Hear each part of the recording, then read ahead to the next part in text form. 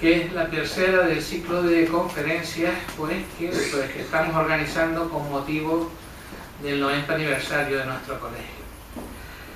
En todas las charlas siempre digo lo mismo, porque mucha gente me pregunta, digo, ¿por qué tan tarde las hacemos? Digo, porque es que los farmacéuticos salimos a las 8, 8 y cuarto de la noche de trabajar en la farmacia. Entonces eso nos obliga un poco a que estas charlas, darlas en horas en las que nosotros podemos estar más disponibles, ¿no?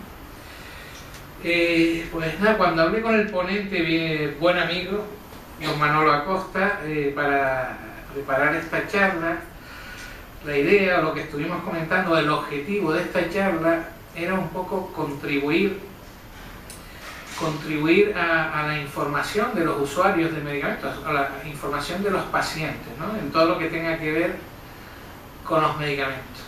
¿Por qué? ¿Por qué este objetivo? Parece ser, y así nos dicen desde las organizaciones internacionales que tienen que ver con temas sanitarios, que un paciente bien formado o bien informado sobre los aspectos de salud o sobre los medicamentos, su recuperación o sus problemas de salud se resuelven antes.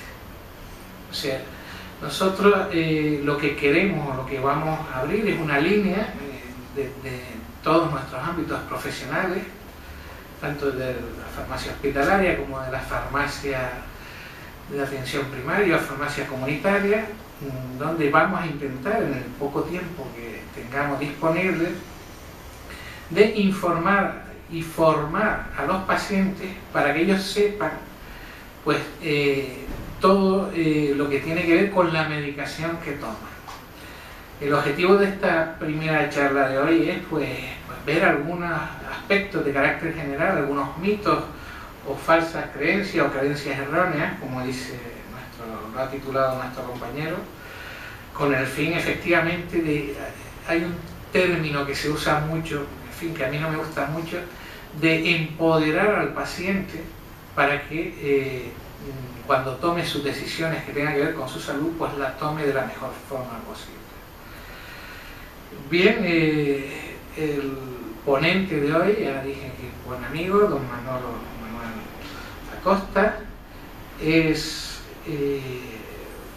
a pesar de su juventud, es un farmacéutico con mucha experiencia profesional, muchísima experiencia profesional en el ámbito sobre todo de la farmacia hospitalaria, pero hay un dato que a mí me gustaría resaltar sobre todo, que es sus genes, su herencia genética. Él ya tuvo una abuela,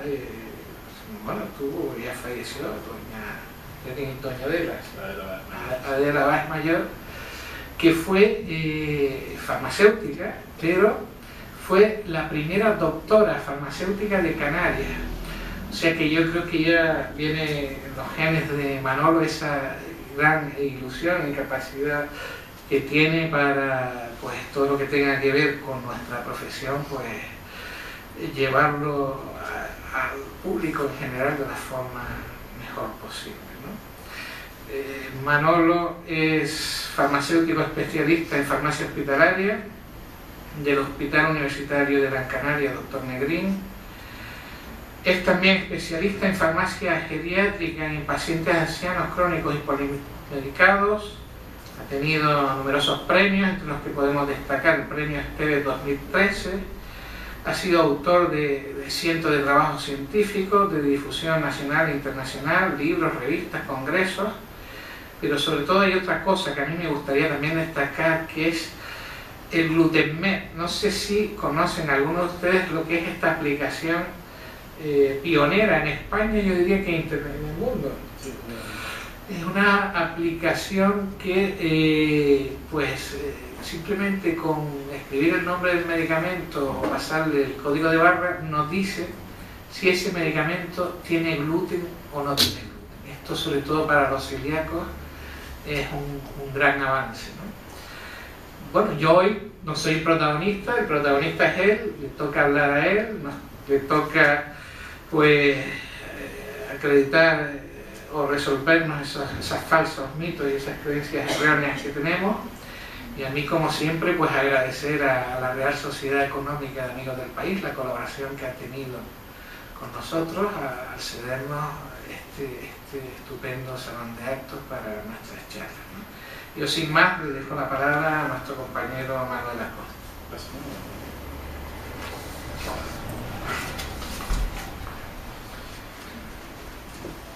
Hola, buenas noches. En primer lugar, agradecer al presidente sus palabras, agradecer a la Junta Directiva su confianza para haber contado conmigo para estar en este acto, lo cual me enorgullece muchísimo. Me parece un día muy importante, la verdad, y no solo importante por estar aquí, sino, miren, me parece importante este día, lo tengo señalado porque más o menos esta fecha se vienen cumpliendo unos 20 años ya que hago de profesión farmacéutica, más o menos, estos años. Y miren, es la primera vez que voy a hablar para pacientes. Porque esta charla en principio, y la pensamos, ¿verdad, Juan Ramón?, para que los pacientes se acercaran a nosotros, para que participaran en nuestras reuniones, porque no es habitual, ¿no? Bueno, y esto quiere decir que algo está cambiando, ¿no? Yo creo que tanto la profesión farmacéutica como la profesión médica hemos ido avanzando mucho, sí, en pro del paciente, pero nos hemos mezclado mucho entre nosotros, los farmacéuticos, habíamos hablado con los farmacéuticos, hemos avanzado mucho, pero entre nosotros, los médicos también, ¿no? Y a veces hemos dejado un poco de lado esa parte más importante del sistema, que es el paciente, de incluirlo con nosotros en nuestras charlas, en nuestras reuniones, para oír su punto de vista, ¿no? Probablemente se puede haber hecho, pero menos probablemente de lo que habría sido necesario, ¿no? Bien, los farmacéuticos, yo creo que, como decía el presidente, es inexorable la llegada del nuevo paciente, el paciente que hay que empoderar, que se tiene que formar, el paciente que tiene que llevar adelante su cuidado. Y los farmacéuticos, como los principales especialistas en el medicamento, tenemos una misión muy importante. Los médicos tendrán que alfabetizar a los pacientes en medicina, pero nosotros, en el uso de los medicamentos, solo lo podemos hacer nosotros. Es una función que tenemos y la vamos a llevar adelante. Bien, en la charla de hoy quería estructurarla para ver esto, primero, ¿por qué debemos de hacer esto? ¿Por qué el paciente? ¿Por qué debemos de empoderar al paciente? ¿Qué es lo que está pasando? Vamos a ver unos pequeños conocimientos, no pretende ser una clase de farmacia, ni mucho menos, pero si queremos enseñar y ayudar a los pacientes, tenemos que ver unos conceptos muy básicos. Hay que desaprender antes de aprender, ¿vale? Ahí es donde entran los falsos, los mitos, las falsas creencias que tenemos que desterrar y rellenar el hueco con las creencias, con las verdades, ¿no? Y por último, quería dar unos consejos a este nuevo paciente, esto en relación a su uso de los medicamentos, que yo creo que les pueden ser muy útiles. El paciente ha cambiado, tiene que dar un paso adelante y las acciones que tiene que hacer son diferentes también. Es decir, el paciente, el nuevo paciente, tiene sus derechos, pero también tiene deberes, y esto es algo que tenemos que ir integrando, ¿no? Bien, esto lo dice todo el mundo, ya lo venimos diciendo, sea un miembro activo de su equipo de atención médica. Esto es fácil decirlo, es muy difícil hacerlo, es lo que estamos diciendo. Los farmacéuticos tenemos que dar un paso adelante en esto. Fíjense si se está comentando tanto, que ya es motivo de campaña. Esto es unas declaraciones de la representante socialista hace un poco más de un mes, en donde dice que va a poner al paciente en el centro del sistema sanitario. Mirad, yo creo que el paciente ya está en el centro del sistema sanitario realmente, ¿eh? Lo que pasa es que yo creo que lo hemos hecho un poco regular. Yo creo que el paciente lo que tenemos que hacer es que participe activamente para ayudarnos a nosotros y que nosotros podamos ayudarlo a él con más seguridad. Bueno, ¿y cómo se lleva a la activación del paciente? Esto es, perdónenme la diapo en inglés, pero yo creo que se entiende bastante bien. Serían los pasos, la escalera que tiene que seguir el paciente para llegar del viejo paciente, al viejo paciente que era el que nosotros tenemos que decirle todo, al nuevo. Fíjense que con el no quiero hacerlo, yo puedo hacerlo, yo no quiero hacerlo, yo puedo hacerlo, quiero hacerlo, ¿cómo lo haré? Intentaré hacerlo, puedo hacerlo y lo haré, ¿vale? En todos esos escalones esas caries, las cuales me parecen muy importantes cada uno de ellos, los farmacéuticos podemos aportar muchísimo para hacer promocionar al paciente en cualquiera de ellos. Al final, ¿qué tendremos? Un paciente empoderado, un paciente potente, un paciente que es capaz de llevar adelante su salud y es capaz de detectar errores y que no lleguen a ellos. Bien, ese es el modelo del queso suizo de Rison, que es fantástico para entender los acontecimientos adversos que se producen en la atención médica, ¿no? Fíjense que esos agujeros que hay en el queso serían pues los errores latentes en el sistema, que normalmente el rayo sería como ese error que no llega, que es parado por unos cortafuegos que siempre tiene el sistema, porque son revisiones, son un profesional que se da cuenta de algo, errores que no llegan al paciente. El problema es cuando el riesgo desgraciadamente se alinea de mala manera y llega y da al paciente, ¿no? Vale, el paciente empoderado sería un paciente que se sitúa aquí y que haría rebotar ese rayo realmente, ¿vale? Ese es el paciente empoderado. Imaginemos, por ejemplo, un paciente que es alérgico a la penicilina.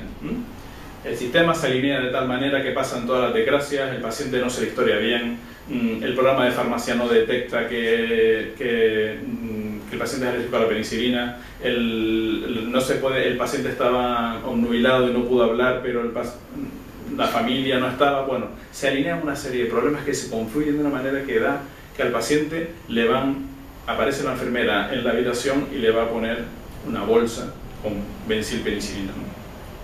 Si al paciente se lo ponen, se puede morir. A lo mejor estando en un hospital puede tener suerte de escapar, pero podría morir también. El paciente empoderado es el que le dice: por favor, señorita, ¿qué es lo que me va a poner intravenoso?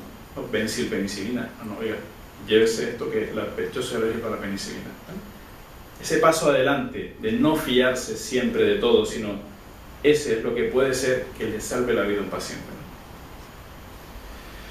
Bien, la verdad es que esta película la tenía hace tiempo, pero me ha venido bien, entre comillas, el accidente que hubo ahora de Germanwings, para ver un poco el escándalo que se monta cuando en la industria aeronáutica ocurre un problema.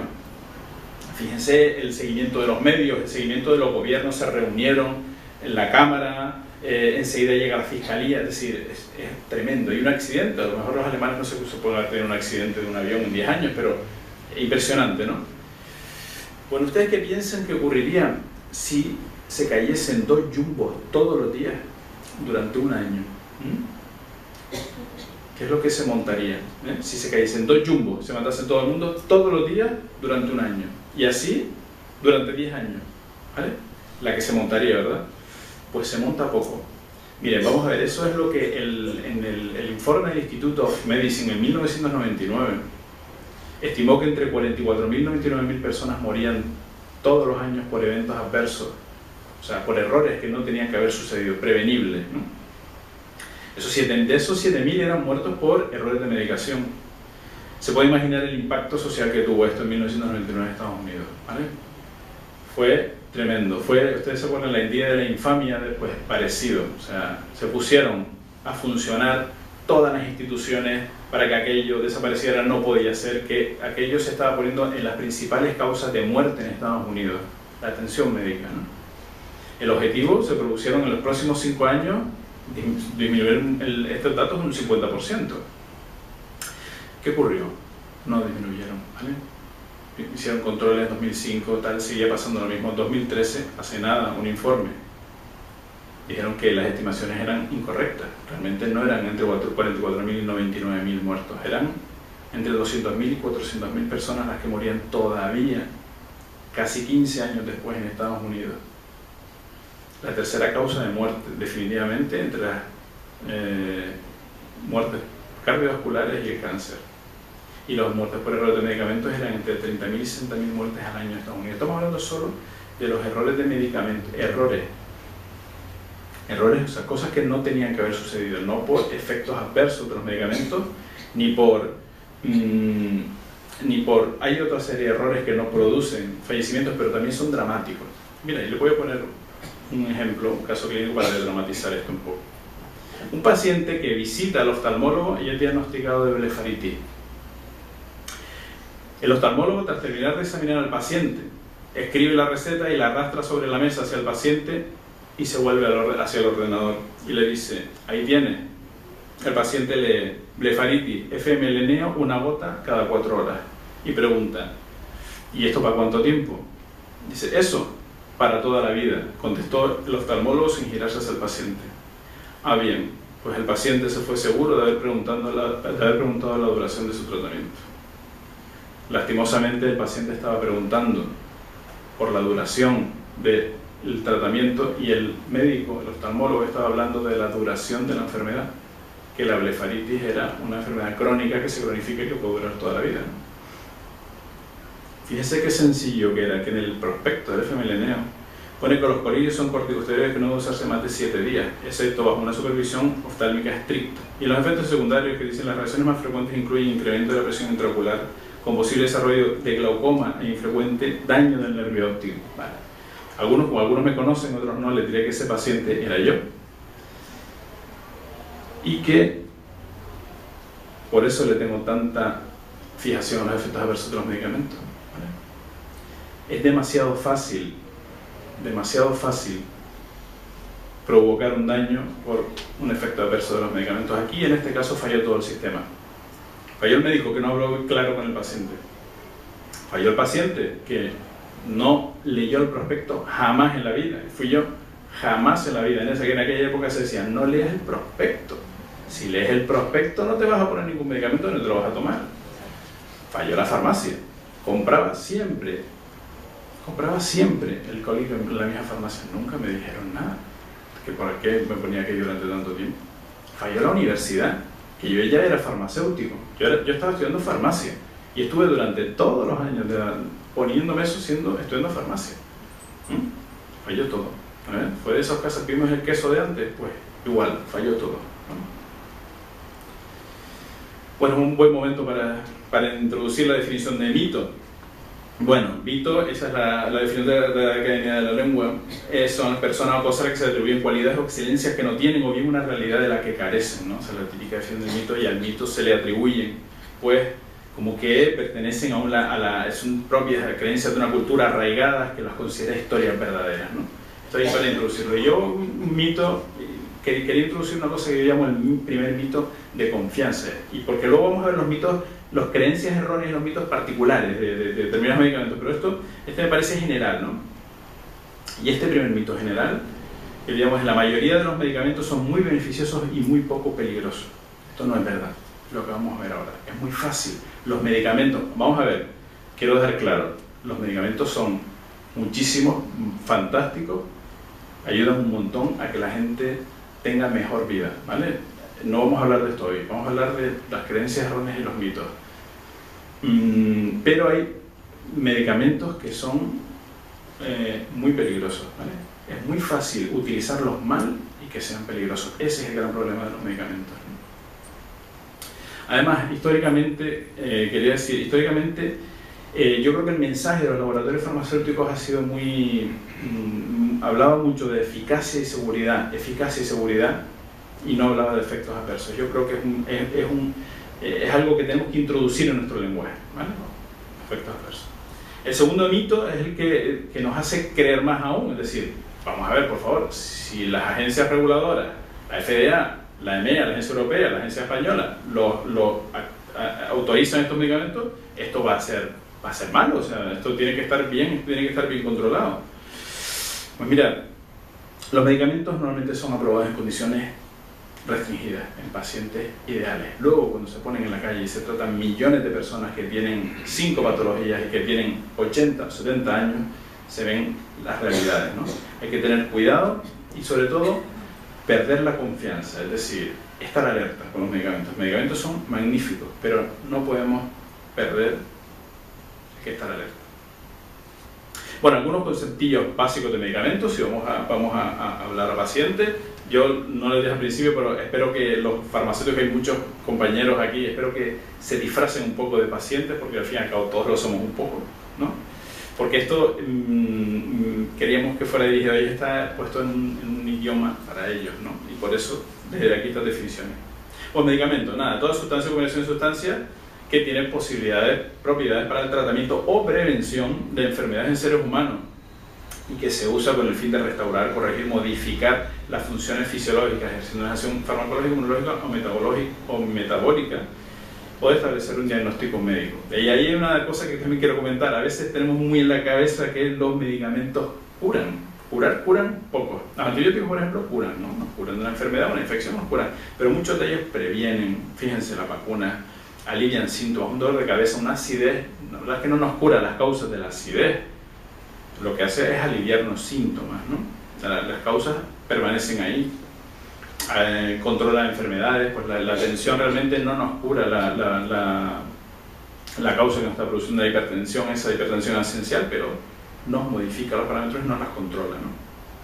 Bueno, de ahí quería decirles, el medicamento de uso humano ya lo habíamos visto, pero el principio activo, me interesa que el principio activo es la sustancia con actividad farmacológica adecuada al constituir el medicamento, es decir, es la parte activa del medicamento.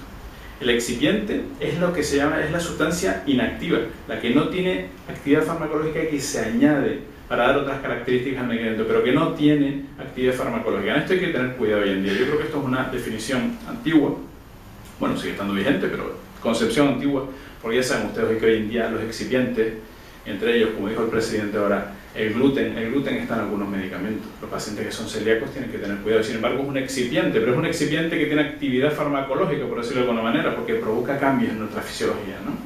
La lactosa, otra vez, cada vez hay más intolerantes a la lactosa. Hay muchos medicamentos que tienen lactosa.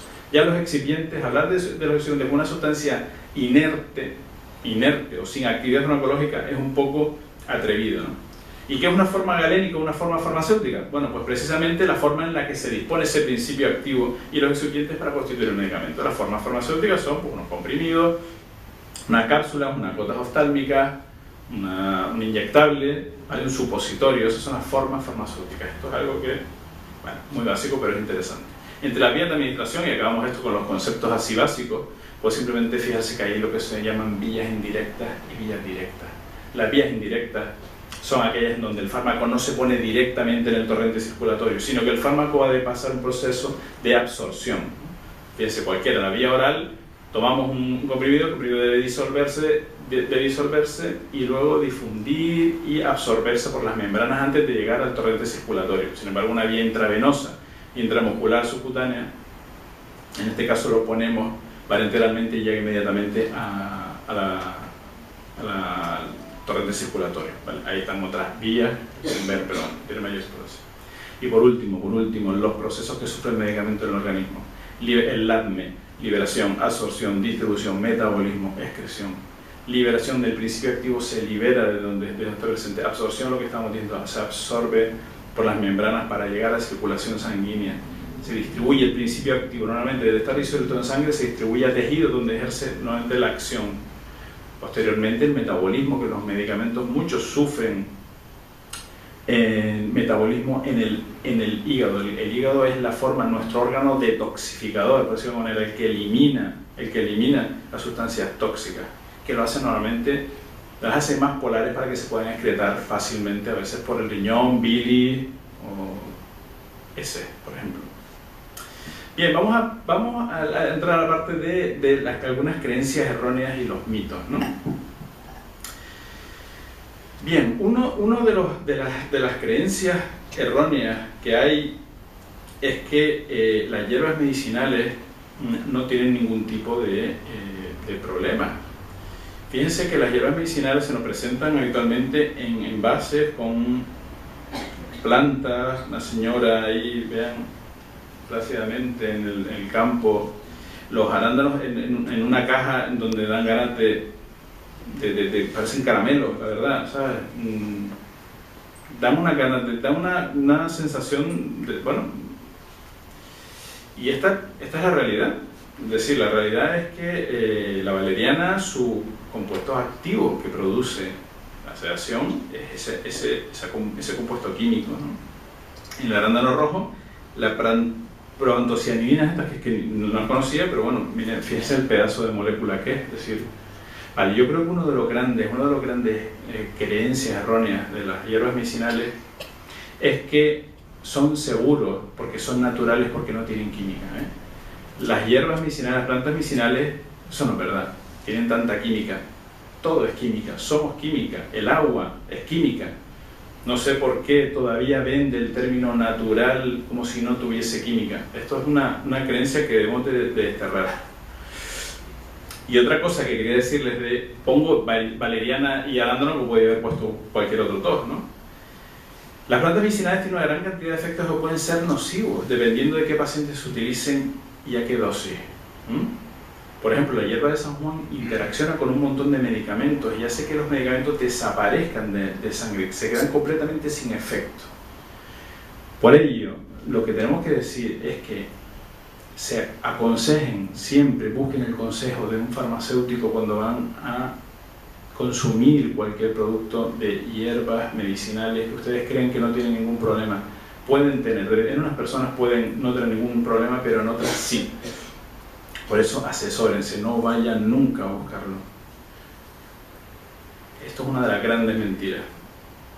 Aunque sea posible que un producto no le ayude, al menos no le hará daño, ¿vale? Esto es muy típico oírlo de las personas. No, me tomé esto y tal, pero bueno, mal no me va a hacer, ¿no? Porque es una hierba, no, cuidado, pueden hacer cosas muy malas, ¿no? Entre las vitaminas y los suplementos dietéticos, yo por ejemplo tuve un caso especial con la vitamina K. La vitamina K, que están en algunos complementos dietéticos, en algunas vitaminas, interfiere con el Sintrom. Hay muchas personas que están en tratamiento con Sintrom. Un paciente en el hospital que le pusimos tratamiento con Sintrom y el médico me llamó porque aproximadamente estuvo un mes subiendo la dosis de Sintrom y el paciente no estaba anticoagulado, no conseguía subir la dosis. Me acuerdo que llamé a Mabel al colegio y le dije, Mabel, búscame a ver si hay algún complemento vitamínico sin vitamina K. Lo encontró, no sé si fue misebrina, ¿vale? ¿Te acuerdas? No me acuerdo si fue misebrina. Se lo dije al médico, el médico le mandó misebrina al paciente, el paciente recuperó los niveles, pero inmediatamente. El tío estaba encantado de que lo hubiéramos resuelto el problema. Pero eso que resolvemos, hay veces que no lo podemos resolver porque no lo sabemos y no damos cuenta. Hay gente que toma los complejos vitamínicos como si fueran caramelos y no lo son. Hay que tener cuidado, hay que ir a coger el consejo de un profesional, ¿vale? No consuman, el mensaje es no consuman sin preguntar, ¿vale? También vitamina C y E, hoy en día se están viendo estudios que incluso podrían ir peor. Personas podrían tener, hay estudios que se están revisando y podrían, en grupos de miles de pacientes, podrían tener menos años de vida, pacientes que tomaban complejos vitamínicos comparados a los que no tomaban. O sea, esos datos están cambiando, O sea, esto está fresco, moviéndose a cada momento. No quiero decir que estos datos sean definitivos, pero simplemente el hecho de que estén estos datos moviéndose así, hay que ser prudente. Por ejemplo, con los omega 3 y omega 6 que están parece que bastante visto que son muy favorecedores para la salud cardiovascular, pero sin embargo parece que, según están viendo, son los últimos estudios, aunque no está dicha la última palabra, que podrían dificultar la entrada de la quimioterapia en las células. Pacientes que estén recibiendo quimioterapia y estén tomando por su cuenta los complementos de omega 3 y omega 6, cuidado, no está claro todavía, pero lo que quiero llegar es: vayan siempre a aconsejarse por un profesional, no tomen cualquier suplemento como si fueran caramelos. Volvemos a lo mismo, aunque sea posible que un producto no le ayude, al menos al daño, no, falso, mentira. Vitamina, traje unas cuantas de las creencias erróneas que hay. Más vale prevenir que curar, un poco más de vitamina C no me va a sentar mal. Bueno, yo creo que esto es muy relativo. Las megadosis, no está muy claro todavía que estas megadosis de vitaminas, tanto la vitamina C como la E, sean muy beneficiosas. No se está muy claro si son perjudiciales o no, hay algún lado que dice que sí, otros que no, pero bueno, me siento con más energía. Las vitaminas no dan más energía tampoco. Los alimentos de hoy en día son deficitarios en nutrientes, yo no sé dónde han sacado esto, pero para nada, no necesitan complementarse con vitaminas, una dieta completa, ¿no? Las vitaminas ayudan en situaciones de estrés, tampoco. La vitamina C para prevenir el resfriado, pues no, se han visto estudios y no previenen el resfriado. Lo que sí es verdad es que pueden disminuir en aproximadamente un día, puede que algo más, en un día los síntomas del resfriado. Yo sí que indicaría vitamina C para un paciente que ha iniciado ya un proceso gripal o un proceso de resfriado, sí podría ser interesante. Los complementos alimenticios también, cuidado, a veces no, esto es un complemento alimenticio, no hay ningún problema, cuidado. No se fíen nunca de estas porquerías de internet y demás, fíjense. Vigoraxia, sin efectos secundarios, abajo. Ingredientes naturales, erección completa garantizada. Vale, de esto hay que huir, pero como pues Sanidad empieza a retirar, ya está a cada momento retirando complementos alimenticios para la virilidad, que tienen restos todos de sildenafilo, tadalafilo, incluso compuestos de estos que no... Lo que les quiero decir, vayan, bueno, se lo digo más adelante, en estos consejos, aquí, huyan de los vendedores de humo, ¿vale? Pidan asesoramiento al farmacéutico, que él sabe cuáles son los laboratorios que tienen reputación, los que son conocidos, los que son de toda la vida, esos no les van a engañar con porquerías, pero huiría de los milagros, cúralo todo, de los que pone totalmente seguro, absolutamente natural, sin efectos secundarios, ¿vale?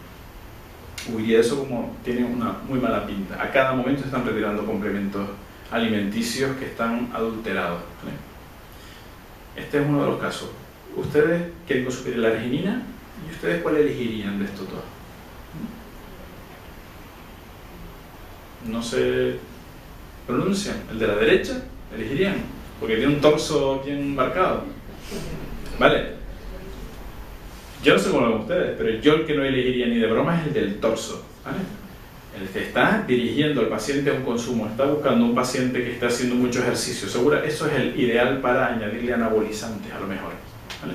Añadirle anabolizantes, oye, no quiero decir que los tengan, pero que le estoy diciendo, ¿qué elegiría yo? Producto discreto, un laboratorio conocido, antes que, mira, tómate esto y vas a tener una tableta del copón, ¿no? Vale, pues elegiría ese. Y en medicamentos genéricos, vale, esto es de los grandes mitos, falsas creencias, los grandes bulos de la sociedad, ¿no? Los medicamentos genéricos son peores porque son más baratos. Mentira. Los medicamentos genéricos son más baratos porque no tienen la patente, la patente ha caducado, y los medicamentos genéricos no tienen que hacer ensayos clínicos, investigación, que es lo que encarece muchísimo el producto.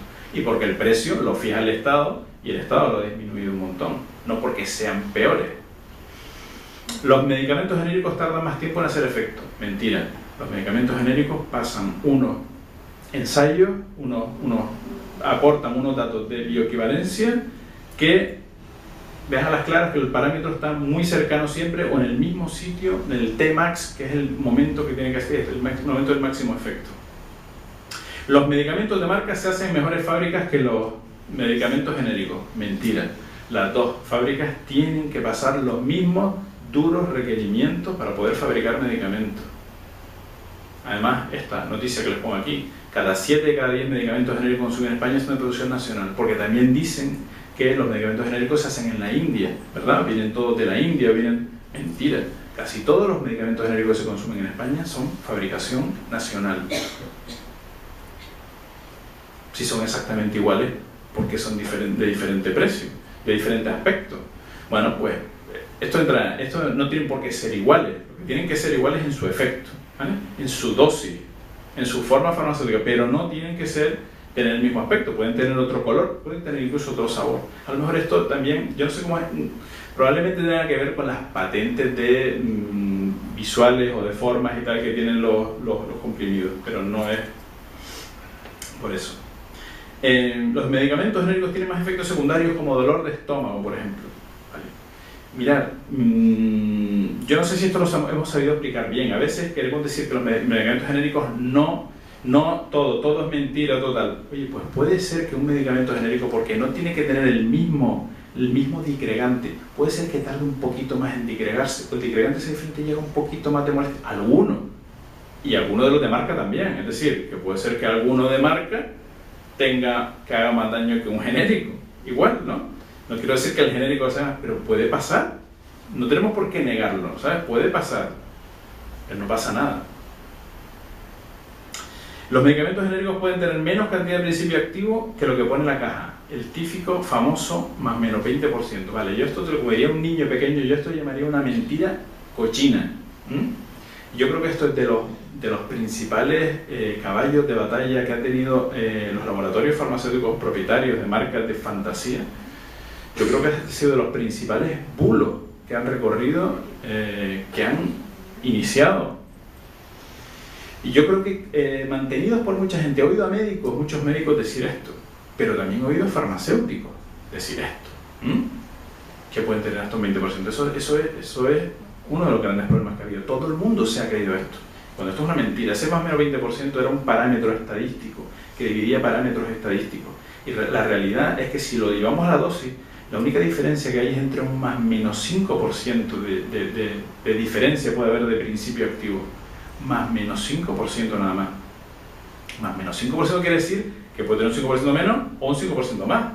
Igual que las marcas de fantasía en sus productos, en sus lotes que hacen, pueden tener una diferencia entre ellos, ¿vale? Esto es algo que se ha vendido de forma muy... no me gusta nada, la verdad. Prefiero ahorrarme los calificativos. Vale, todas esas son mentiras. Vale, otro de los grandes mitos, los protectores gástricos. Todos tenemos culpa. Yo también. Llamo... No, y a veces llamo a un médico que tiene un paciente que tiene corticoides y tal, y oye, no has puesto el protector. O sea, joder, yo lo he hecho, perdón por joder. Yo lo he hecho, no protegen nada. Es decir, los protectores, que podemos decir los que no protegen, ¿no? Cuando el típico falsa creencia, cuando se toman muchos medicamentos hay que tomar un protector gástrico para que no te moleste el estómago. No, hay que tomar un IBP, un inhibidor de bomba de protones, por ejemplo. Hay que tomarlo cuando tomamos determinados medicamentos que sí son un poco gastrolesivos, como son los antiinflamatorios o como son los corticoides, tomando de forma crónica. Esto sí hay que proteger con un inhibidor de bomba de protones, pero no porque tengan muchos medicamentos, ¿no? Los protectores gástricos forman como una película blanca que nos protege de los efectos dañinos de los fármacos. Vale. Yo nunca pensé que esto... Pero bueno, mirad, se lo quiero explicar. A veces la publicidad hace un daño tremendo, pero esto es para el premio Nobel. La publicidad esta del bombero, del Gabicón yo nunca pensé que la gente lo viera, pero el otro día un amigo mío, ingeniero, que tonto no es, me preguntó, ¿y el omeprazol no te hace la película blanca esa? No, ¿cómo te puedes creer eso? Y dice, oye, me creía era como el bombero que te hace así y te protege todo. Y coño, esto es una campaña publicitaria brillantísima, de verdad. O sea, que la gente piense esto, es que me lo tomo yo. Es decir, es que si tú te imaginas como una pared ahí blanca, que aquello no hay nada que te va a molestar, es que te lo tomas seguro, ¿no? Bueno, pues esto es uno de los problemas, ¿no? De la publicidad. Y siguiendo con la publicidad, mirad, los medicamentos publicitarios. Yo creo que de las falsas creencias mayores que hay con los medicamentos publicitarios es que, como para los medicamentos publicitarios no es necesaria una receta médica, significa que no son peligrosos. Cuidado, a veces esto que está haciendo el Ministerio de sacar medicamentos de receta a publicitarios tiene este peligro, No, es que son para síntomas menores. La gente entiende síntomas menores como cosas que no tienen importancia ni ningún peligro. Y si aquellos son síntomas menores, los fármacos que curan los síntomas menores son fármacos menores, sin importancia, sin riesgo. Mira, esto es un estudio muy bonito que hizo la doctora, esto fue una farmacéutica, María Luisa Alonso, un estudio para CEFAC de este año, en donde analizó la gente que venía a la farmacia pidiéndole aspirina, productos que tenían aspirina.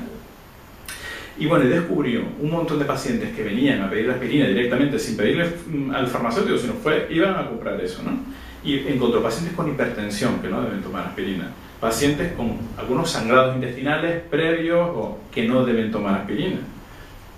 Para niños, que los niños saben que no deben tomar aspirina porque pueden tener un síndrome de Reyes.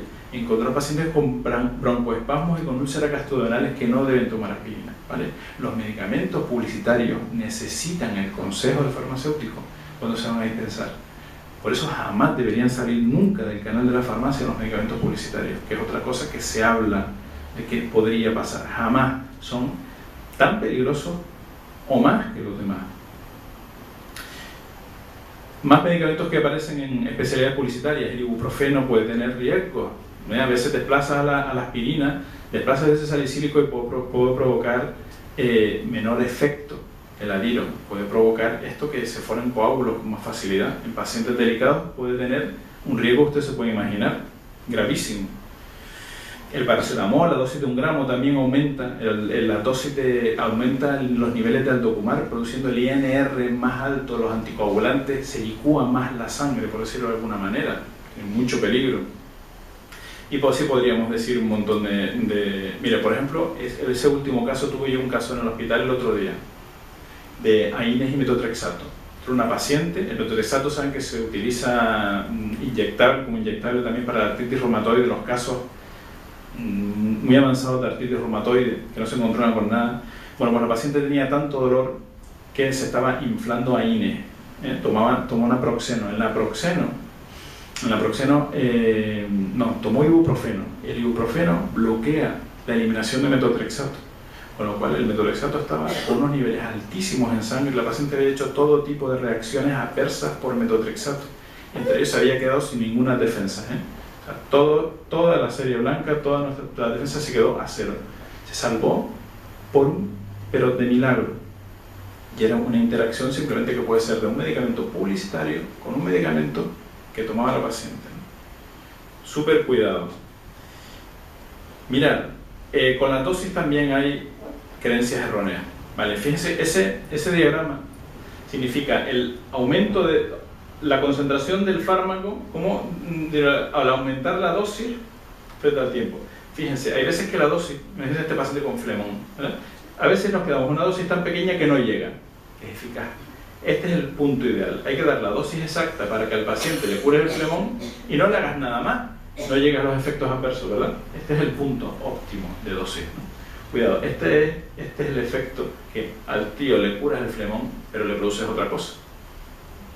Aparecen los efectos tóxicos del fármaco. Con la dosis hay que tener cuidado, ¿vale? Este es mi caso, por ejemplo. No fue cuestión de dosis, pero es que me curaron la blefaritis. Te aseguro que nunca más he tenido blefaritis con todo el antibiótico, todos los corticoides que metí, pero sí me dejaron un glaucoma y tal, y nervio óptico dañado. Bueno, la dosis. Una cosa que quiero decir, el otro día oí, me gustaba la palabra, decía que nuestra sociedad estaba ibuprofenizada, ¿verdad? Ponía y tal. Yo diría, está ibuprofenizada de 600.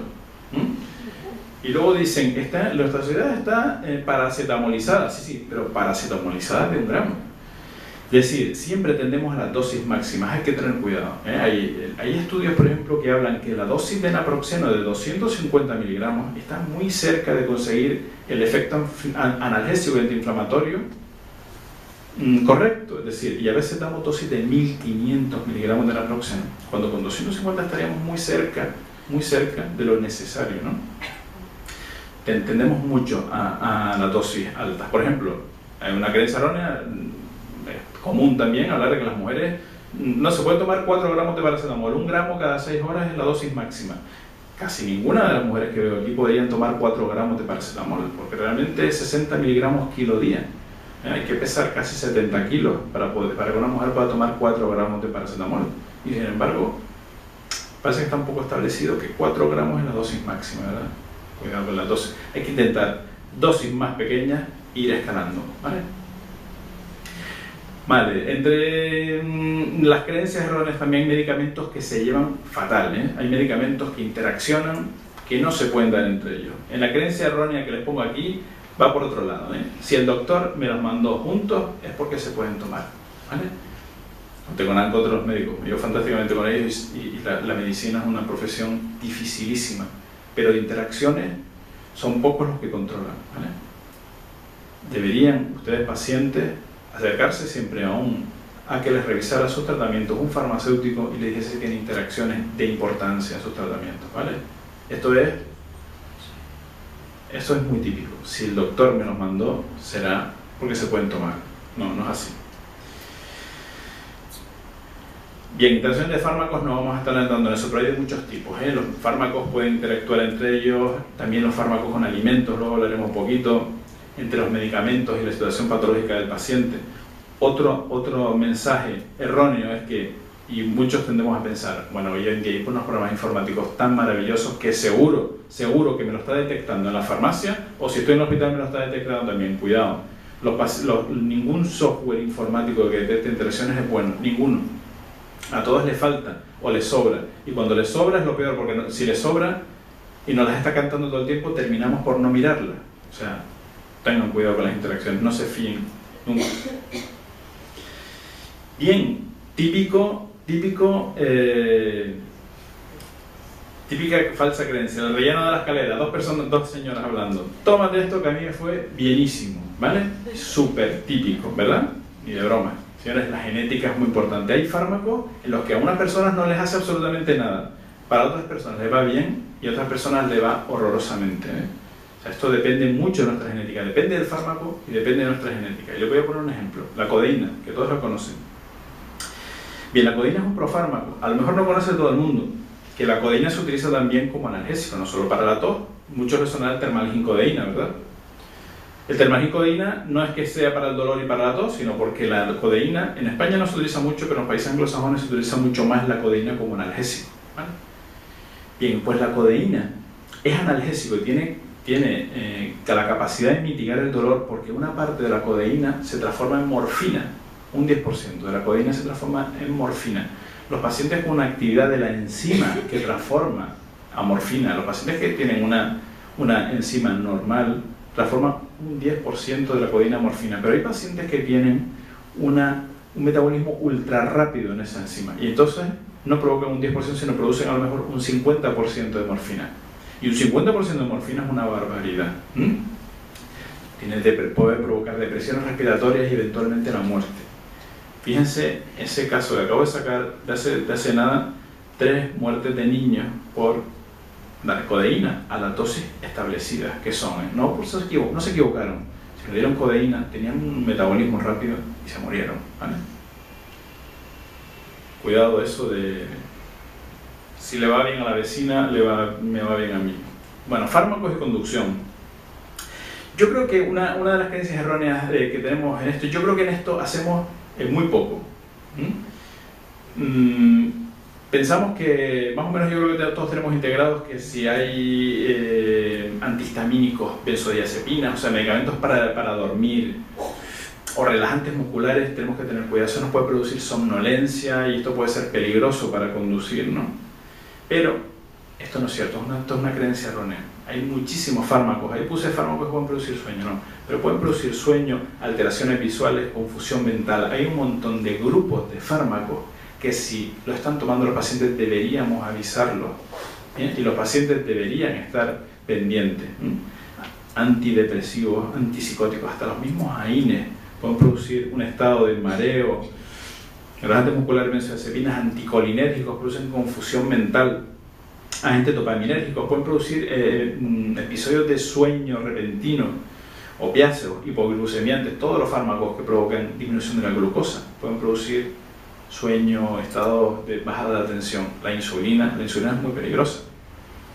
Antiepilépticos también, ¿vale? Esto es una creencia errónea, que son solo las benzodiazepinas. Esto es una de las causas de muerte que están testadas ahora mismo después del alcohol y las drogas ilegales por medicamentos. En Inglaterra creo que han hecho ya una ley de circulación que han endurecido muchísimo y no se puede circular para nada con medicamentos que produzcan sueño. Y esto va a llegar aquí. Yo creo que la ley de circulación de seguridad vial tiene que salir dentro de poco y seguro que va a incorporar el tema. Esto a los farmacéuticos los van a inflar a preguntas de IDEN en las farmacias, ¿vale? De esto.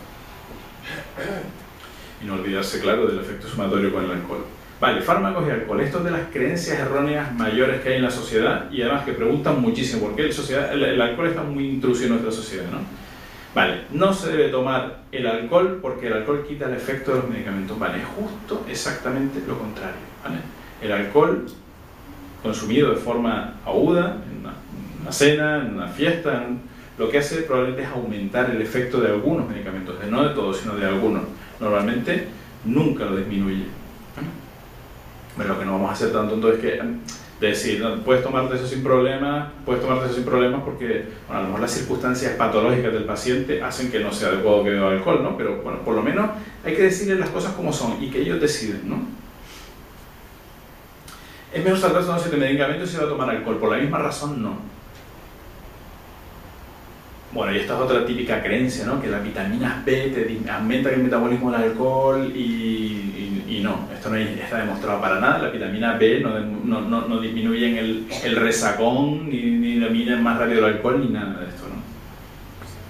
El alcohol influye en los medicamentos de dos maneras. Farmacodinámicamente, saben que el alcohol produce somnolencia.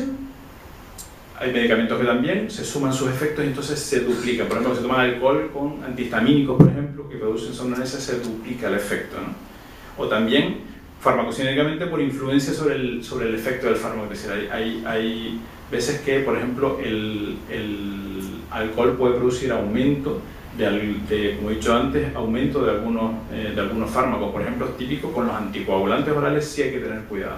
No pasa nada si usted toma Sintrón o warfarina, no pasa nada si se toma un vaso de vino o dos, pero si se toma unos cuantos más, puede subir el INR y tener bastantes problemas. ¿Con alimentos o sin alimentos? ¿Vale? En general, bueno, pues hay una creencia errónea que dice que los medicamentos se pueden tomar con alimentos para evitar molestias digestivas. Cuidado. Hay muchos medicamentos que no se absorben bien tomados con alimentos. Esto, el prospecto lo pone siempre. Los medicamentos que se pueden tomar, no, que siempre puede, por supuesto, tiene cualquier duda, pregúntese al farmacéutico. ¿Con cuánta agua tomo mis medicamentos? Mucho cuidado. Dicen que esos son unas fotos del esófago. Protonix creo que es pantoprazol, una especialidad americana. Y se le quedó, eso está adherido ahí, ¿no? Eso está adherido. El paciente se lo tomó sin agua ninguna. Y el problema fue que se adhirió ahí. Yo lo que recomendaría, y lo otro también es otra forma que se le quedó en medio de ahí, una úlcera creo, con un vaso abundante de agua siempre, Tomar siempre los medicamentos, cuando tomen con agua, tómenlo con un vaso abundante de agua. Tomarlo con poco. A veces, fíjense, la creencia errónea para no hacer esto es que si tomo los medicamentos con mucha agua, se diluye y hace menos efecto. ¿Vale? Esto lo he visto escrito por ahí unas cuantas veces. No se diluye más porque usted tome con mucha agua el medicamento. Tómelo con un vaso hermoso de agua y no pasa nada. En cuanto a los antibióticos, hay un montón de creencias erróneas, ¿no? Por ejemplo, al tomar un antibiótico hay que tomar con un protector gástrico para que no te dañe el estómago. No. Al tomar un antibiótico hay que tomar un probiótico para reponer la flora y que no te den diarrea. Tampoco. Es decir, hay estudios en los dos sentidos que dicen que un probiótico puede disminuir la aparición de diarrea, otro que dice que no. Las cosas están todavía por ver, pero en principio no sería necesario.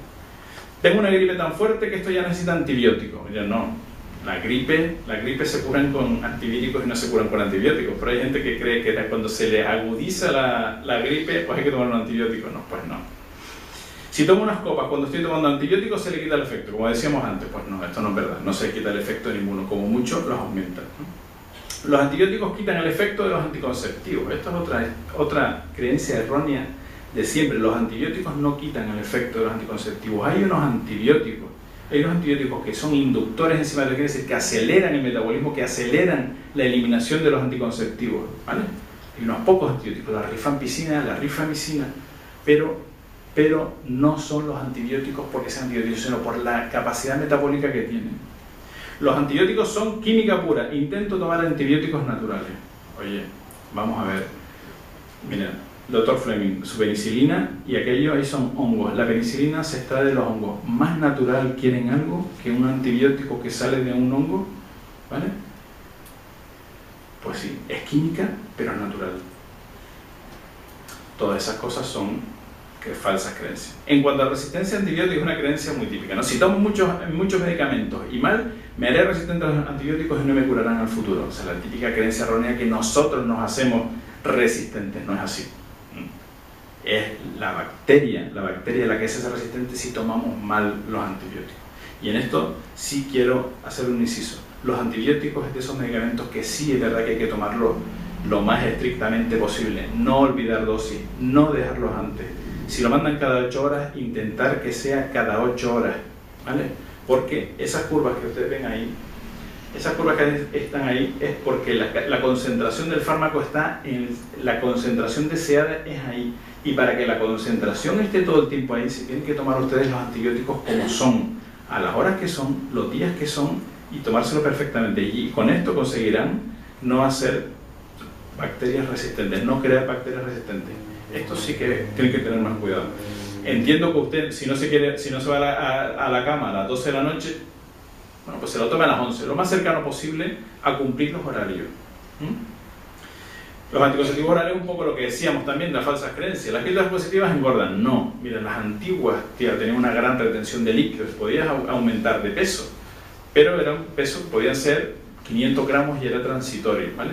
Las píldoras anticonceptivas no engordan. Tampoco es verdad que después de tomar píldoras anticonceptivas uno pierda fertilidad, tarde más en quedarse embarazado. O sea, ese es otro mito y otra creencia errónea de la historia negra de los anticonceptivos, que no es verdad, ¿no? Y las píldoras anticonceptivas pierden su eficacia si se toman a la vez antibióticos. Bueno, lo que decíamos antes, no es verdad, ¿vale? Las píldoras anticonceptivas no pierden la efectividad por los antibióticos, pero los fármacos que sí pueden reducir la efectividad de los anticonceptivos son lo que dijimos, inductores enzimáticos, fármacos que aceleran el metabolismo de los anticonceptivos. Ahí están carbamazepina, glisofolbina, modafinilo, oxacarbazepina, fenilidina, hierba de San Juan, cuidado, otra hierba, rifampicina. Eso sí, de atrás, los últimos sí son antibióticos. Rifampicina y rifabutina son los únicos antibióticos que son capaces de disminuir el efecto anticonceptivo, y que si por casualidad tú vas con cualquiera de estos, habría que tomar otro método más para no quedarse embarazada, ¿no?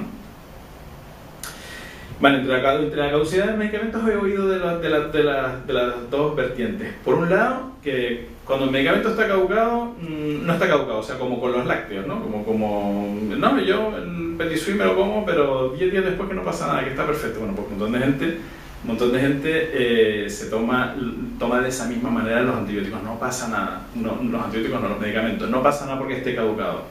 Y por otro lado, dicen, una vez alcanza el vellosidad, la mayoría de las preparaciones farmacéuticas pierden eficacia y algunas pueden desarrollar una reacción adversa en el organismo. A veces tenemos miedo de que cuando un medicamento esté caducado haga una reacción adversa, que nos haga una reacción, pues, en otros lados. Oye, pues ni una cosa ni otra, ni una cosa ni otra, depende de los medicamentos. Es verdad que, fíjense que hay unos estudios por ahí que creo que fue teofilina lo que ensayaron, un medicamento que hacía 20 años que se había caducado, 20 años.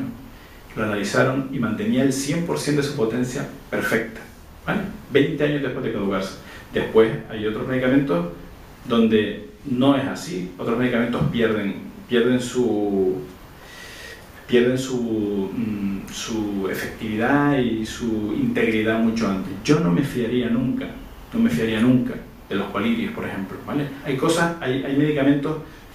Vamos a ver, un comprimido, una cápsula, si pasa un poco el tiempo y uno lo ve perfectamente, está mal decirlo, pero no se entera nadie, bueno, podríamos tomarlo. Pero otro tipo de medicamentos, como un colirio, por ejemplo, eso jamás, eso hay que desecharlo. Un vial, algo intravenoso, eso hay que desecharlo cuando está caducado. En general, no quiero que el mensaje sea incorrecto, en general un medicamento caducado hay que desecharlo, ¿vale? En especial tengan cuidado con los medicamentos. Los colirios, por ejemplo, al mes por ahí están caducados una vez se abren. Algunos jarabes, desde que se abren, pierden también su caducidad. Normalmente es mayor y se disminuye desde el momento en que lo abres, igual que los envases multidosis. Los envases multidosis, aunque te ponga el frasco por fuera, diciembre del 2018, una vez abiertos muchos envases, hay que disminuir la caducidad. Te dicen, una vez abierto, un mes, 2 meses, tengan mucho cuidado con eso. En los botiquines de casa es muy frecuente encontrar medicamentos que están ya caducados una vez abiertos y no nos hemos enterado, ¿no?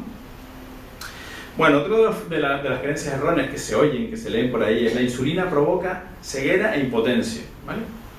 Es habitual con determinadas enfermedades relacionar efectos adversos propios de la enfermedad, como es en este caso con la ceguera y la impotencia producidas por la diabetes, con las complicaciones microvasculares de la diabetes, de una diabetes avanzada, confundirlas con el medicamento, ¿no? No es verdad, la insulina no provoca la ceguera y la impotencia. Hay ciertas dudas que pudiera provocar algo en la ceguera, tener algo de relación, pero impotencia seguro que no. Impotencia no. Hay fármacos que sí que están muy relacionados con la infusión eréctil y quería ponérselos ahí porque son muchos y muy conocidos, ¿vale? Ahí los tienen, son fármacos muy conocidos que pueden estar relacionados con la infusión eréctil. Y ya les adelanto que en noviembre, en junio seguramente hagamos una jornada que porque esto es muy interesante, ¿no? Hay muchos fármacos que pueden producir disfunción eréctil y es conveniente saberlo. La administración de los supositorios, esto es un mito histórico, ¿no? ¿Por dónde se administra el supositorio? ¿Con la punta hacia adentro o con la parte plana hacia adentro, ¿no? Bien, ¿cuál es la opción correcta? ¿Dirían la A o la B?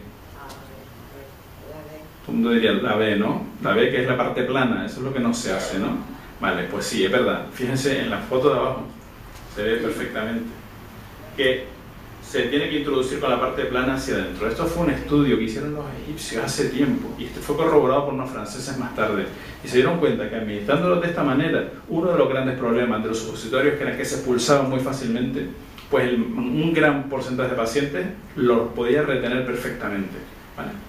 Sí, aunque estén diseñados, parece, para que se introduzcan por la punta, es más eficaz introducirlo por la parte plana, ¿vale? Y otro de los grandes mitos, por favor, ni se le ocurra leer el prospecto o no se tomará ningún medicamento, ¿vale? Ese prospecto aún llega a nuestros días y tenemos que desterrarlo inmediatamente. El prospecto hay que leerlo siempre, es lo que tiene toda la información interesante, cómo tenemos que hacerlo, con qué tenemos que tomarlo, con alimentos o sin alimentos, si tiene efectos adversos, cuál, qué tienes que hacer si se te olvida una dosis, cómo se conserva todo. El prospecto sí hay que leerlo. Bueno, y para terminar, el apartado este que decíamos que vamos a decirle al nuevo paciente, ¿no? ¿Qué es lo que tenemos que hacer? ¿Cómo le vamos a ayudar? Bien, ¿qué debe preguntar cuando le recetan un nuevo medicamento? Usted, paciente. Bueno, pues tiene que preguntar qué es, y su nombre genérico si lo tiene, y para qué se lo han recetado. Debe preguntar la cantidad, cómo tomarlo, durante cuánto tiempo. ¿Debo evitar alimentos o bebidas mientras lo tomo? ¿Qué hace si se olvida una dosis? ¿Cómo lo conservo? ¿Vale? Todas esas cosas tienen que preguntarlas siempre cuando se les inicia un nuevo medicamento. Y lo de abajo es, vamos, es lo que más es el nuevo paciente de ahora, ¿eh? Esto va a alterar mi forma de vida habitual, doctor. Esto va a alterar mi vida, ¿eh? ¿Cuáles son los efectos adversos que tiene? ¿Y qué hacer si se presenta uno?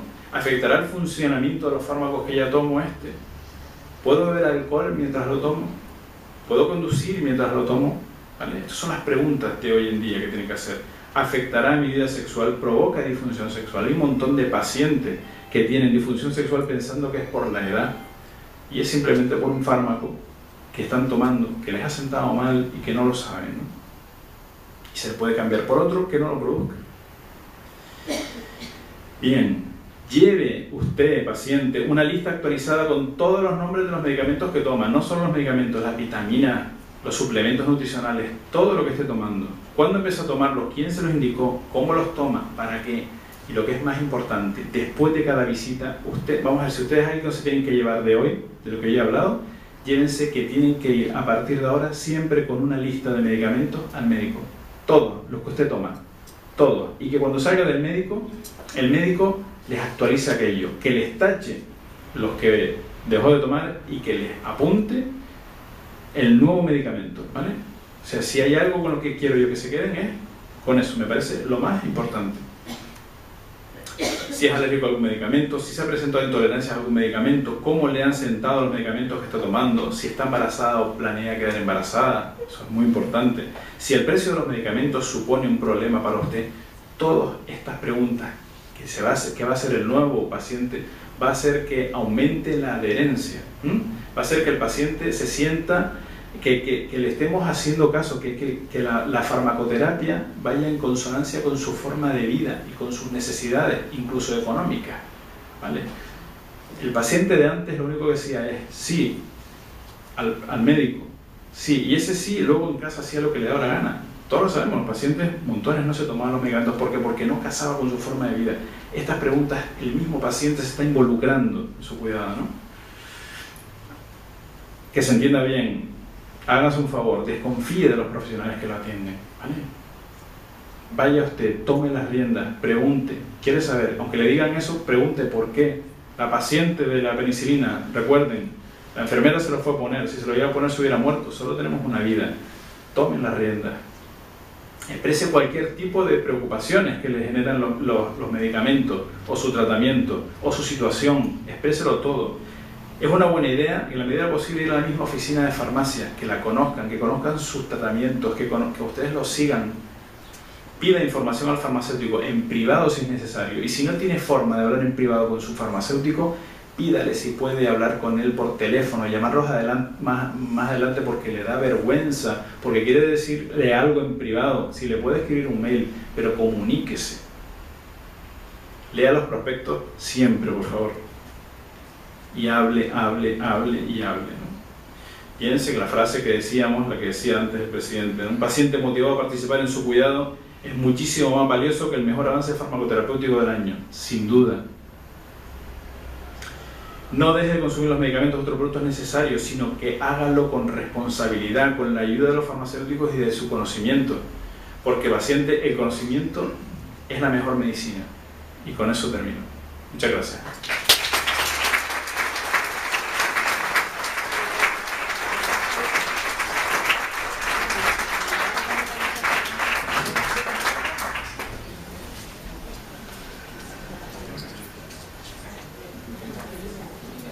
Bueno, como es habitual en este tipo de charlas, abriremos un pequeño bloque por si ustedes quieren hacer alguna pregunta y se puede responder. ¿Sí? En primer lugar, felicitar al Colegio Farmacéutico por su 90 cumpleaños, al presidente don Juan Ramón y junta directiva y a colegiados. Y en segundo lugar, felicitar a don Manuel Acosta por su conferencia. Me ha hecho recordar aquella asignatura de farmacia galénica y técnica profesional de quinto y sexto. Yo soy el plan antiguo. Y me ha hecho recordar esas asignaturas pues, con gran alegría y satisfacción. Y yo quisiera decir que, por ejemplo, soy enemigo de la publicidad de los medicamentos. ¿Y qué podríamos hacer? Porque parece que estamos incitando a la población, a los pacientes. Yo soy paciente. He sido farmacéutico, pero ahora estoy jubilado, pero soy paciente ahora. Y cada vez que cuando apareció por primera vez la publicidad en televisión, he sido enemigo. ¿Qué podríamos hacer para no incitar a la población a que consuma? Porque parece que los laboratorios están deseando que se consuman esos medicamentos. Y los medicamentos, como bien sabemos, los tiene que prescribir el doctor en medicina. Gracias.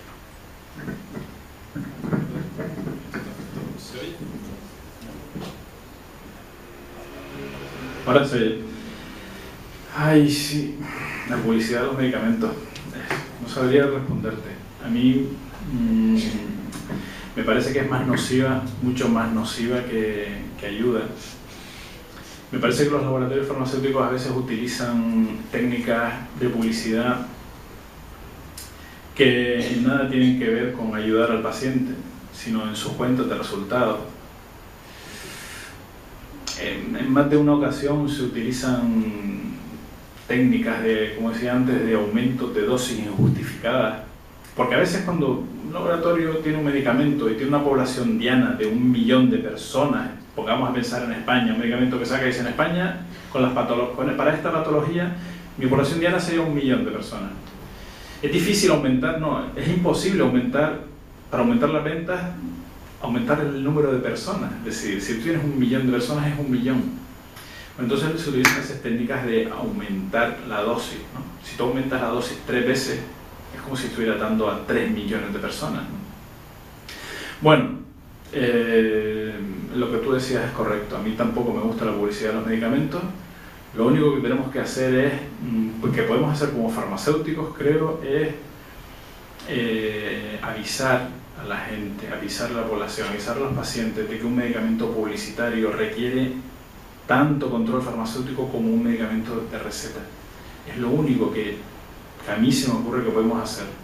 Difundir, que es muy peligroso. Cualquier medicamento mal usado es peligroso. Cualquier medicamento bien usado, lo normal es que sea muy útil, pero mal usado, y los medicamentos publicitarios se prestan a que se usen mal. Es mi opinión. Bien, yo voy a dar la mía. Efectivamente, yo coincido con la opinión de Manuel. El medicamento no es un producto de consumo, no es un producto que haya que publicitar para que se consuma, es todo lo contrario. El medicamento hay que tomarlo cuando se necesita, no debería publicitarse y no debe estar sujeto a las técnicas del gran consumo. ¿Cuál es el problema que tenemos? Pues que estamos metidos en la globalización, que vienen las grandes multinacionales y que tienen pues sus cuentas de resultados. Hay muchas veces que se hace publicidad en la televisión y nos enteramos los farmacéuticos de ese medicamento por la televisión. O sea, no tenemos ni idea de que ese medicamento está en el mercado, pero efectivamente son las multinacionales o grupos de presión, pues son los que en todos los países pues intentan imponer sus reglas de mercado. No sé si con esto... Yo, bueno, primero dar la enhorabuena a Manolo por la charla, me ha encantado, y aprovecho la ocasión de estar aquí con pacientes para que también cuentes tu opinión acerca de algo muy importante que un montón de veces ocurre, y es que el paciente tiende a buscar sus dudas por internet. Es otro de los mitos que yo creo que es muy perjudicial, porque siempre se fían de comentarios o foros que no tienen ninguna veracidad, y que realmente yo creo que ahí también hay que... Aprovecho la ocasión para decir que no me parece adecuado esa comunicación de meterte en internet para resolver dudas. No sé tú qué opinas al respecto. Sí, bueno, pienso lo mismo que tú. Gracias, Marta. Opino lo mismo que tú. Creo que el otro día además creo que él decía que el 50% de la gente que entraba en Twitter buscaba información sanitaria. O sea, la gente está muchísimo buscando información sanitaria en la red, ¿no? Es un grave problema, y se dan muchos de los ejemplos que puse del Vigorexia o no me acuerdo cómo se llamaba, este tipo de productos se da mucho en la publicidad en internet. Es un problema muy importante que yo creo que este tipo de cosas, como lo de antes, solo podemos hacer difundir los peligros, los casos que conozcamos. Es que hay un montón. Lo que tú estás comentando ahora, Marta, tiene que ver mucho ahora con el otro problema que yo no he hablado absolutamente nada, y es el de pues hablas tú mejor, Juan Ramón, el de los problemas de los medicamentos falsificados que se venden por internet, que es una auténtica barbaridad. Yo creo que tenemos que, como farmacéuticos, estamos obligados a denunciarlo, todos los casos que conozcamos, porque es fundamental que la gente no compre medicamentos sin saber, que se salga del canal de las farmacias, que nuestro canal, el canal de las farmacias es el canal de la seguridad, y el canal de internet es el canal del peligro. Hay un montón de medicamentos adulterados, falsos. No sé cómo hay gente que lo sigue haciendo, la verdad. Es el desconocimiento. Por eso yo creo que lo mejor es difundir, campaña. No se me ocurre otra manera de hacerlo, pero... Bien, también voy a opinar aquí, si me permite. Efectivamente, es un gran problema el que comenta José Ramón, pero la chica. Estamos en un momento de cambio del modelo de farmacia, y probablemente en las oficinas de farmacia vamos a tener que dar un nuevo servicio, que será de asesorar en estas APP o APP que sean seguras, donde la información sea fiable. O sea, para determinados colectivos, llámese diabético, llámese hipertenso, llámese lo que sea, vamos a tener en la farmacia que dar un nuevo servicio, que es de dónde extraer o dárselo en la propia farmacia, la información, extraer información segura y validada de sus patologías y de sus tomas de medicamentos.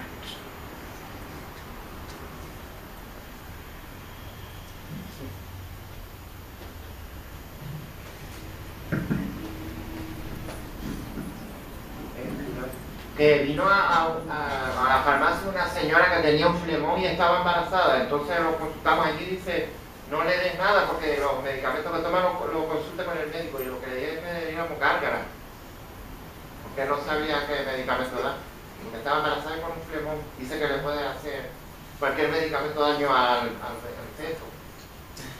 Pues sí, la verdad es que yo no sé, los antiinflamatorios me tendría que menos de memoria todos, y yo creo que ninguno se debe dar en el embarazo.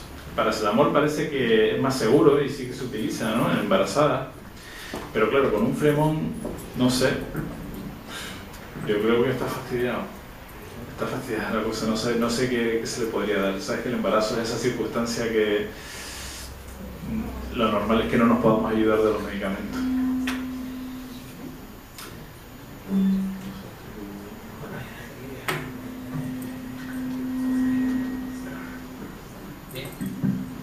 ¿Alguna pregunta más? Sí, buenas tardes. A ver, yo voy por si yo tuviera que consultar, me tengo que fiar mucho más, por lo que he escuchado, del farmacéutico que del médico. Porque Porque entonces yo, bueno, soy joven, pero recuerdo la famosa frase del médico: tómate esto y de aquí a una semana vuelve. En realidad, ¿por qué es? Porque quiere saber los efectos, porque no tiene ni idea, porque hacemos de conejillos de indias. Es eso. Y luego tengo la impresión de que la población española estamos fatal. Porque si de cada 10 anuncios, 5 son consulte con su farmacéutico, si yo fuera extranjero pensaría, pero en España tengo un gran problema de salud. Eso no es. Bueno, yo creo que tantos no son, ¿no? de publicidad. No sé. Te contesto lo primero. Sí. Vamos a ver, yo creo que los médicos tienen su campo y nosotros tenemos el nuestro. Nosotros somos los especialistas en medicamentos. Y yo no sé si transmití mal lo que quise decir. A lo mejor lo transmití mal. Lo que quiero decir es que nosotros, en cuestión de, por ejemplo, de interacciones de medicamentos, estoy seguro que tenemos más formación y más control que lo que tienen los médicos. Que no quita que haya médicos que controlen un montón de interacciones. No, es difícil, pero puede haberlos también. No quiero decir médicos que los médicos no controlen las combinaciones de medicamentos, pero que nosotros tenemos un dominio más específico de las interacciones de los medicamentos. No quiero decir, con respecto a lo que dijiste, de que si el médico se hace conejillo porque te manda y vuelve. No, hombre, yo creo que la medicina primero es muy difícil. Si un médico te dice tómate esto y vuelve, es porque no tiene exactamente claro o quiere ver tu evolución con respecto a lo que te ha mandado. No sé, pueden ser por tantos casos que no me atrevería a responderte, pero no es cuestión de conejillo. Yo creo que lo sé por ver seguir tu evolución, no para saber si te... No sé, puede ser por tantas cosas. Y no sé, con respecto a qué preguntar. Hay que seguir las instrucciones del médico siempre. Otra cosa es que el médico solo tenga una información parcial de lo que tú tomas. Entonces, normalmente por eso decía él que se recomienda ir siempre a la misma farmacia, porque ahí tienen más información que a lo mejor el médico no tiene. O sea, pues las hierbas o lo que sea, una serie de cuestiones que no está valorando el médico a la hora de la prescripción de un medicamento, que ahí a lo mejor puede saltar, ¿no? El sistema, que normalmente el rayo sería como ese error que no llega, que es parado por unos cortafuegos que siempre tiene el sistema, porque son revisiones, son un profesional que se da cuenta de algo, errores que no llegan al paciente. El problema es cuando el riesgo desgraciadamente se alinea de mala manera y llega y da al paciente, ¿no? Vale, el paciente empoderado sería un paciente que se sitúa aquí y que haría rebotar ese rayo realmente, ¿vale? Ese es el paciente empoderado. Imaginemos, por ejemplo, un paciente que es alérgico a la penicilina. El sistema se alinea de tal manera que pasan todas las desgracias, el paciente no se le historia bien, el programa de farmacia no detecta que el paciente es alérgico a la penicilina, el paciente estaba obnubilado y no pudo hablar, pero la familia no estaba. Bueno, se alinean una serie de problemas que se confluyen de una manera que da que al paciente aparece la enfermera en la habitación y le va a poner una bolsa con bencilpenicilina, ¿no? Si al paciente se lo ponen, se puede morir. A lo mejor estando en un hospital puede tener suerte de escapar, pero podría morir también. El paciente empoderado es el que le dice: por favor, señorita, ¿qué es lo que me va a poner intravenoso? Bencilpenicilina. No, oiga, llévese esto, que yo soy alérgico a la penicilina. Ese paso adelante de no fiarse siempre de todo, sino ese es lo que puede ser que le salve la vida a un paciente. Bien, la verdad es que esta idea la tenía hace tiempo, pero me ha venido bien, entre comillas, el accidente que hubo ahora de Germanwings, para ver un poco el escándalo que se monta cuando en la industria aeronáutica ocurre un problema. Fíjense el seguimiento de los medios, el seguimiento de los gobiernos, se reunieron en la Cámara, enseguida llega la Fiscalía, es decir, es tremendo. Y un accidente, a lo mejor los alemanes no se pueden tener un accidente de un avión en 10 años, pero impresionante, ¿no? Bueno, ¿ustedes qué piensan que ocurriría si se cayesen 2 jumbos todos los días durante un año? ¿Qué es lo que se montaría? Si se cayesen 2 jumbos, se matasen todo el mundo todos los días durante un año. Y así durante 10 años, ¿vale? La que se montaría, ¿verdad? Pues se monta poco. Miren, vamos a ver, eso es lo que en el informe del Institute of Medicine en 1999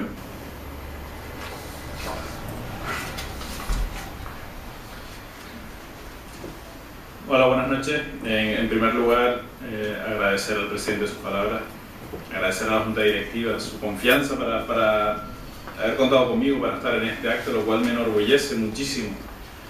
Me parece un día muy importante, la verdad, y no solo importante por estar aquí, sino, miren, me parece importante este día, lo tengo señalado porque más o menos esta fecha se vienen cumpliendo unos 20 años ya que hago de profesión farmacéutica, más o menos, estos años. Y miren, es la primera vez que voy a hablar para pacientes. Porque esta charla en principio, y la pensamos, ¿verdad, Ramón?, para que los pacientes se acercaran a nosotros, para que participaran en nuestras reuniones, porque no es habitual, ¿no? Bueno, y esto quiere decir que algo está cambiando, ¿no? Yo creo que tanto la profesión farmacéutica como la profesión médica hemos ido avanzando mucho, sí, en pro del paciente, pero nos hemos mezclado mucho entre nosotros, los farmacéuticos, habíamos hablado con los farmacéuticos, hemos avanzado mucho, pero entre nosotros, los médicos también, ¿no?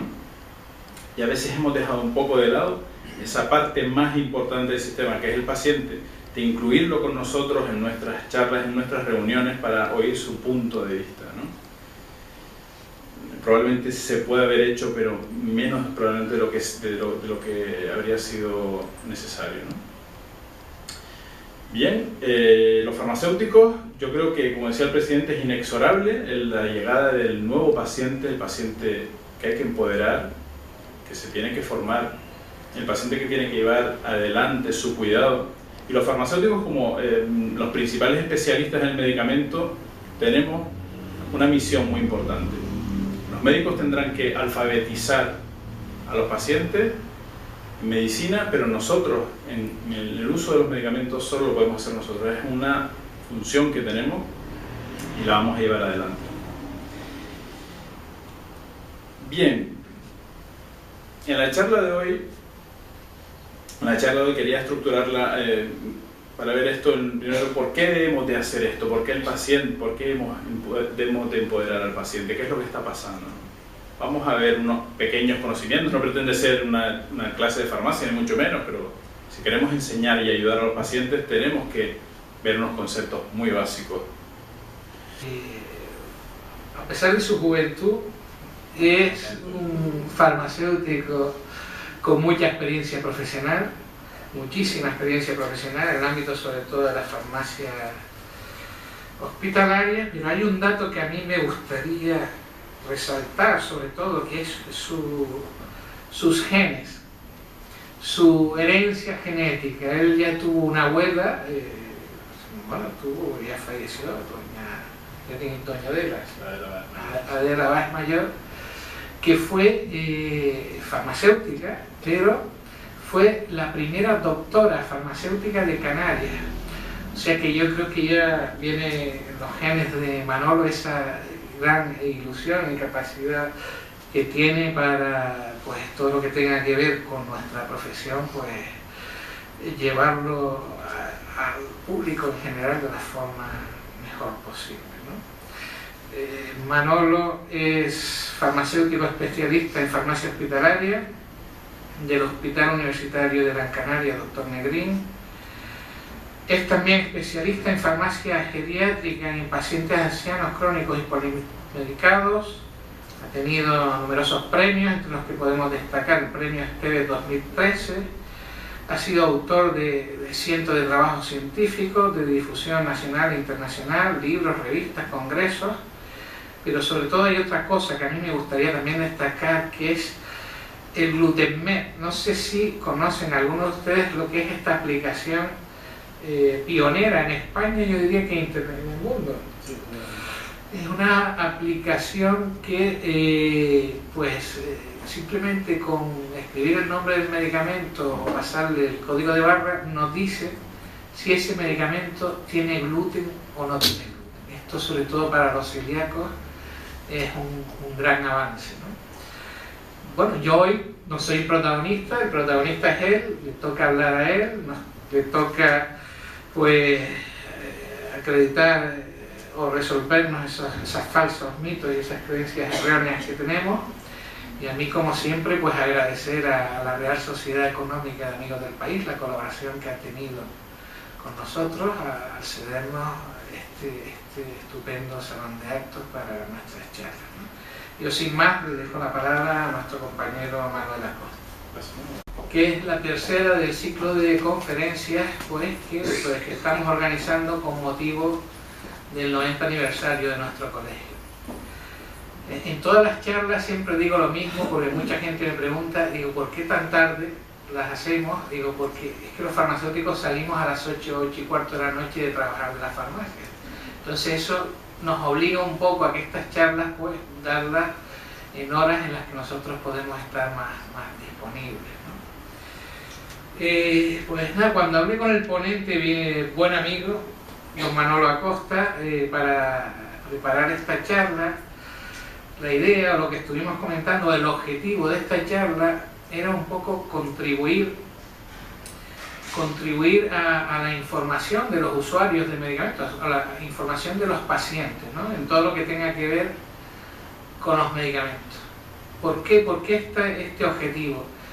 Parece ser, y así nos dicen desde las organizaciones internacionales que tienen que ver con temas sanitarios, que un paciente bien formado o bien informado sobre los aspectos de salud o sobre los medicamentos, su recuperación o sus problemas de salud se resuelven antes. O sea, nosotros lo que queremos o lo que vamos a abrir es una línea de todos nuestros ámbitos profesionales, tanto de la farmacia hospitalaria como de la farmacia de atención primaria o farmacia comunitaria, donde vamos a intentar en el poco tiempo que tengamos disponible de informar y formar a los pacientes para que ellos sepan, pues, todo lo que tiene que ver con la medicación que toman. El objetivo de esta primera charla de hoy es pues ver algunos aspectos de carácter general, algunos mitos o falsas creencias o creencias erróneas, como dice lo ha titulado nuestro compañero, con el fin efectivamente hay un término que se usa mucho, en fin, que a mí no me gusta mucho, de empoderar al paciente para que cuando tome sus decisiones que tengan que ver con su salud, pues las tome de la mejor forma posible. Bien, el ponente de hoy, ya dije que es buen amigo, don Manuel Acosta, hay que desaprender antes de aprender, ¿vale? Ahí es donde entran los falsos, los mitos, las falsas creencias que tenemos que desterrar y rellenar el hueco con las creencias, con las verdades, ¿no?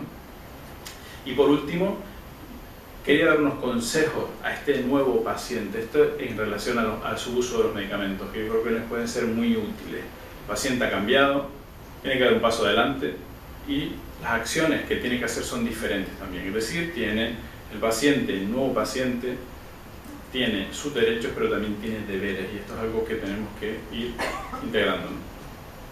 Bien, esto lo dice todo el mundo, ya lo venimos diciendo, sea un miembro activo de su equipo de atención médica. Esto es fácil decirlo, es muy difícil hacerlo, es lo que estamos diciendo. Los farmacéuticos tenemos que dar un paso adelante en esto. Fíjense si se está comentando tanto, que ya es motivo de campaña. Esto es unas declaraciones de la representante socialista hace un poco más de un mes, en donde dice que va a poner al paciente en el centro del sistema sanitario. Mirad, yo creo que el paciente ya está en el centro del sistema sanitario realmente, ¿eh? Lo que pasa es que yo creo que lo hemos hecho un poco regular. Yo creo que el paciente lo que tenemos que hacer es que participe activamente para ayudarnos nosotros y que nosotros podamos ayudarlo a él con más seguridad. Bueno, ¿y cómo se lleva a la activación del paciente? Esto es, perdónenme la diapo en inglés, pero yo creo que se entiende bastante bien. Serían los pasos, la escalera que tiene que seguir el paciente para llegar del viejo paciente, al viejo paciente que era el que nosotros tenemos que decirle todo al nuevo. Fíjense que, bueno, no quiero hacerlo, yo puedo hacerlo, yo no quiero hacerlo, yo puedo hacerlo, quiero hacerlo, ¿cómo lo haré? Intentaré hacerlo, puedo hacerlo y lo haré, ¿vale? En todos esos escalones, esas escaleras, las cuales me parecen muy importantes cada uno de ellos, los farmacéuticos podemos aportar muchísimo para hacer promocionar al paciente en cualquiera de ellos. Al final, ¿qué tendremos? Un paciente empoderado, un paciente potente, un paciente que es capaz de llevar adelante su salud y es capaz de detectar errores y que no lleguen a ellos. Y ese es el modelo del queso suizo de Rison, que es fantástico para entender los acontecimientos adversos que se producen en la atención médica, ¿no? Fíjense que esos agujeros que hay en el queso serían pues los errores latentes.